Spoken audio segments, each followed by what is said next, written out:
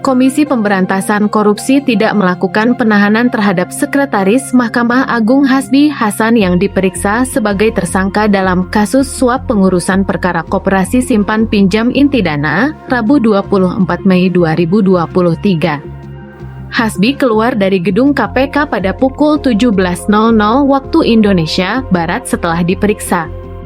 Hasbi tak banyak bicara tentang pemeriksaan yang baru saja dia lewati. Dia mengatakan akan kooperatif dengan proses hukum di KPK. Terkait pertanyaan penyidik, ia mempersilahkan bertanya kepada penyidik.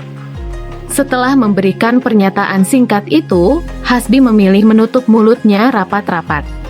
Dia terus berjalan menuju mobilnya walaupun dicecar oleh wartawan dengan berbagai pertanyaan seputar kasus korupsi pengurusan perkara yang membuatnya menjadi tersangka. Sama seperti Hasbi, KPK juga tidak melakukan penahanan terhadap mantan Komisaris Independen PT Wijaya Karya Beton Dadan Triyudianto. Dadan yang juga menjadi tersangka dalam kasus ini keluar dari gedung KPK 20 menit setelah Hasbi keluar. Dadan tidak memberikan komentar apapun kepada wartawan dan terus berjalan menuju mobilnya. Sejauh ini, KPK belum memberikan alasan mengapa tidak menahan kedua tersangka kasus pengurusan perkara di MA tersebut.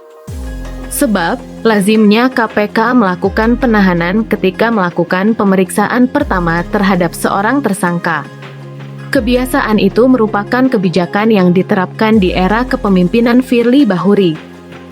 Setelah memanggil seorang tersangka, KPK akan menahannya dan melakukan pengumuman resmi mengenai detail perkara yang menjerat tersangka tersebut. KPK menetapkan Hasbi dan Dadan menjadi tersangka dalam kasus suap pengurusan perkara yang melibatkan Koperasi Simpan Pinjam Inti Dana. KPK juga sudah mencegah dua orang itu untuk berpergian ke luar negeri selama 6 bulan. Kasus yang menjerat Hasbi dan Dadan merupakan pengembangan perkara dari kasus yang sudah menyeret dua hakim agung, yakni Ghazal Basaleh dan Sudrajat Dimyati menjadi tersangka. Nama Hasbi Hasan dan Dadan Triyudianto muncul dalam dakwaan terhadap Theodorus Yosep Parera dan Eko Suparno. Keduanya adalah pengacara yang mewakili kreditur Koperasi Simpan Pinjam Inti Dana, Herianto Tanaka dan Ivan Dwi Kusuma Sujanto dalam pengurusan kasasi dan PK di Mahkamah Agung. Yosep mengaku sempat bertemu dengan Dadan dalam pengurusan kasus ini. Dadan disebut sebagai orang kepercayaan Hasbi Hasan. Yosep bahkan menyebut Dadan sempat melakukan video call dengan Hasbi saat pertemuan tersebut.